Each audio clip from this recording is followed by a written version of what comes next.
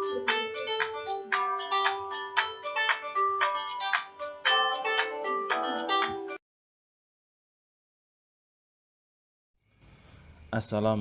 warahmatullahi wabarakatuh. Selamat pagi, selamat siang, atau selamat malam untuk anak-anak siswa kelas 3 SD Muhammadiyah 21 Balwarti.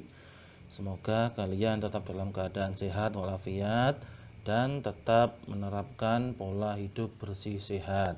Nah, pada kesempatan kali ini kita akan belajar atau Pak Guru akan menjelaskan pelajaran Al-Islam kelas 3, yaitu tentang surat Az-Zalzalah, Al-Bayyinah, dan hukum bacaan mat. Nah, setelah sebelumnya membahas tentang Al-Qari'ah dan Al-Adiyat, kita sekarang membahas surat Az-Zalzalah, Al-Bayyinah, dan hukum bacaan mat. Nah, sekarang kita bahas terlebih dahulu surat Az-Zalzalah. Nah, anak-anak, sekarang kita bahas dulu surat Az-Zalzalah. Nah, surat Az-Zalzalah ini adalah surat yang ke-99 dan terdiri dari 8 ayat. Nah, surat Az-Zalzalah ini tergolong atau termasuk surat Madaniyah. Nah, Madaniyah itu artinya apa? Madaniyah itu artinya surat yang turun di kota Madinah. Kalau satunya lagi adalah Makkiyah, surat yang turun di kota Makkah. Kalau Az-Zalzalah ini termasuk Madaniyah. Nah, surat Az-Zalzalah ini memiliki arti kegoncangan. Nah, artinya adalah kegoncangan. Maksudnya surat Az-Zalzalah ini menjelaskan atau menceritakan terjadinya atau peristiwa hari kiamat. Nah, itu tadi sekilas tentang surat Az-Zalzalah. Nah, sekarang kita masuk ke isi kandungan surat Az-Zalzalah.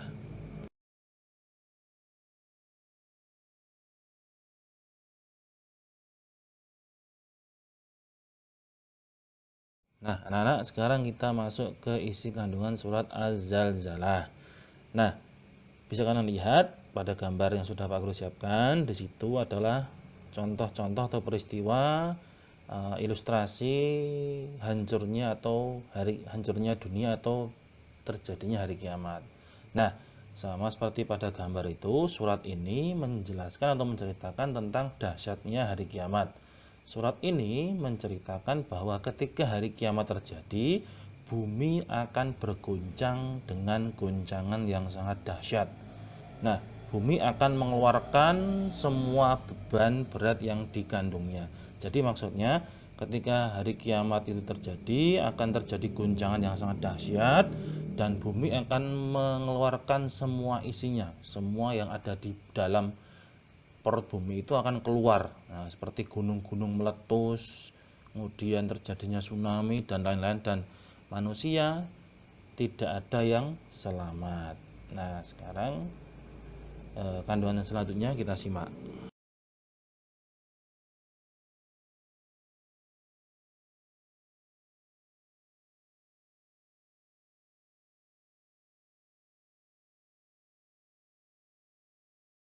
Nah, kandungan selanjutnya pada surat Az-Zalzalah ini dijelaskan bahwa pada hari kiamat nanti manusia akan dibangkitkan dari kuburnya dengan keadaan yang berbeda-beda sesuai dengan amal perbuatannya ketika di dunia. Jadi setelah nanti manusia dimatikan, terjadinya hari kiamat, manusia mati, kemudian dihisab dan lain sebagainya, kemudian nanti manusia dibangkitkan. Nah, dibangkitkan dari alam kuburnya dengan kondisi yang berbeda-beda sesuai dengan amal perbuatannya selama hidup di dunia. Ada yang wajahnya berseri-seri, ada yang wajahnya gosong, dan lain sebagainya. Berbeda-beda. Nah, sesuai dengan amal perbuatannya masing-masing. Nah, di dalam surat ini Allah Subhanahu wa taala mengingatkan manusia untuk selalu berbuat baik dan melarang kita untuk berbuat kejahatan meskipun hanya seberat biji zarrah. Nah, karena semua pasti ada balasannya. Maksudnya Allah mengingatkan kita untuk selalu berbuat baik meskipun itu sekecil apapun. Nah, biji zarrah itu biji sawi, kecil. Nah, maksudnya Meskipun kita berbuat kebaikan sekecil apapun atau berbuat kejelekan, kejahatan sekecil apapun, pasti akan mendapatkan balasan dari Allah. Makanya kita harus selalu berbuat baik. Seperti contohnya menyingkirkan paku yang ada di jalan, atau memberikan uang kepada fakir miskin. Nah, itu meskipun sedikit tapi sudah bernilai pahala yang sangat besar oleh Allah. Nah, tadi itu sekilas tentang surat Az-Zalzalah, isi kandung surat Az-Zalzalah. Nah, sekarang kita masuk ke surat Al-Bayyinah.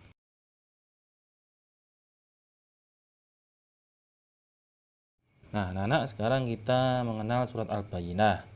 Nah, surat Al-Bayyinah ini surat yang ke-98. Kalau kalian lihat di buku paket Al-Islam di halaman 12 itu ada salah ketik.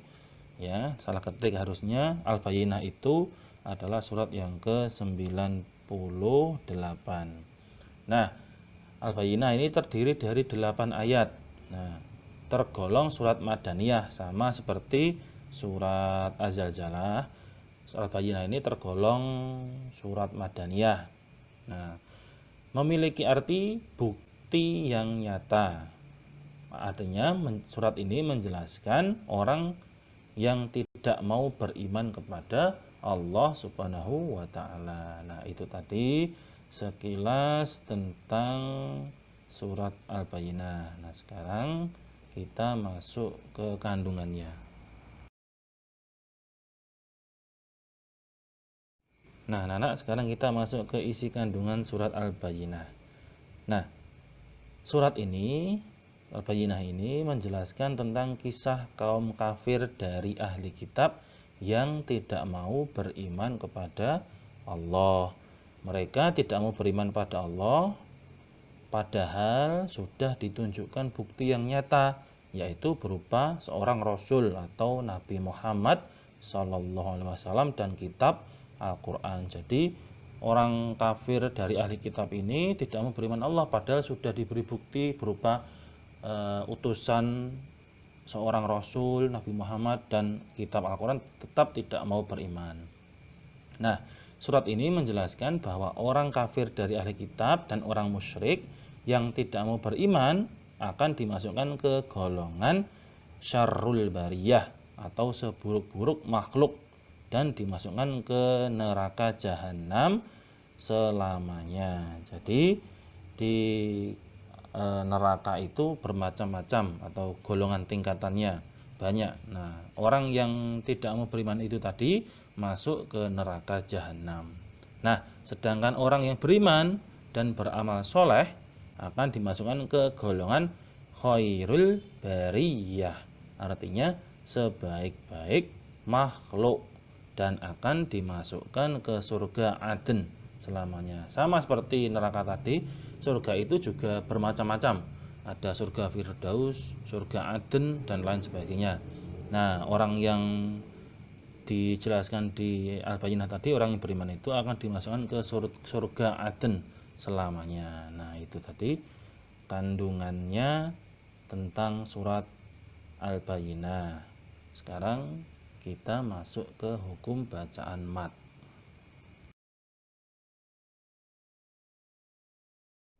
Nah, anak-anak, sekarang kita masuk ke hukum bacaan mat. Mat itu apa toh? Nah, bisa kalian buka buku paketnya halaman 13. Halaman 13 yang bawah itu bisa kalian simak juga di buku paket Al-Islam. Nah, mat secara bahasa atau secara singkatnya artinya panjang. Mat secara bahasa artinya panjang. Nah, sedangkan menurut istilah, mat artinya membaca panjang huruf Al-Quran karena bertemu dengan huruf mat, yakni hamzah, wawu, dan ya. Ya, Pak Guru ulangi, jadi membaca panjang huruf Al-Quran karena bertemu dengan huruf mat. Jadi huruf mat itu ada 3, hamzah, wawu, dan ya. Nah, macam-macam mat. Mat itu ada 2 macam. Yang pertama mat tobi'i, dan yang kedua adalah mat far'i. Nah, mat far'i ini, tetapi mat far'i ini dibagi menjadi 14 macam. Jadi kita akan mempelajari tentang mat tabi'i saja.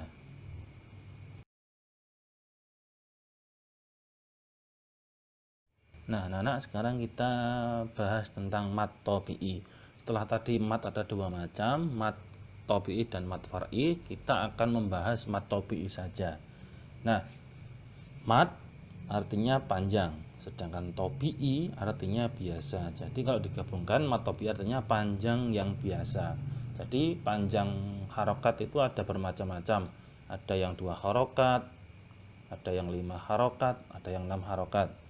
Nah, dinamakan mat tabi'i apabila ada huruf alif, ya, apabila ada huruf alif terletak sesudah huruf yang berharokat fathah, ya. Jadi apabila ada huruf alif terletak sesudah atau letaknya sesudah huruf berharokat fathah, atau ada huruf wawu. Nah, huruf wawu ini letaknya sesudah huruf yang berharokat dhammah. Nah, atau juga huruf ya yang letaknya terletak sesudah huruf berharokat kasroh. Nah, apabila ada bacaan mat tabi'i tersebut dengan ketentuan tadi di atas, maka bacaan tersebut harus dibaca panjang sepanjang 2 harokat. Ya, diingat-ingat, mat tabi'i itu dibaca panjang 2 harokat. Nah, sekarang kita masuk ke contoh. Nah, anak-anak, sekarang kita masuk ke contoh mat tabi'i. Nah, itu ada beberapa contoh, bisa kalian lihat di HP kalian masing-masing atau di buku paket halaman 14, bisa kalian lihat. Nah,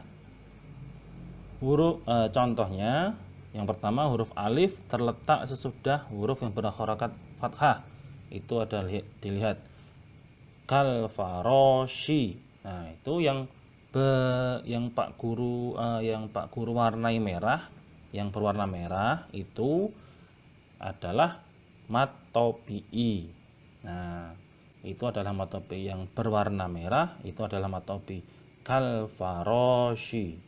Yang kedua al-qari'ah. Nah, itu al-qa itu dibaca panjang 2 harokat, al-qari'ah. Nah, yang kedua, huruf wawu terletak sesudah dhammah. Jadi ada huruf wawu sesudah huruf yang berharokat dhammah.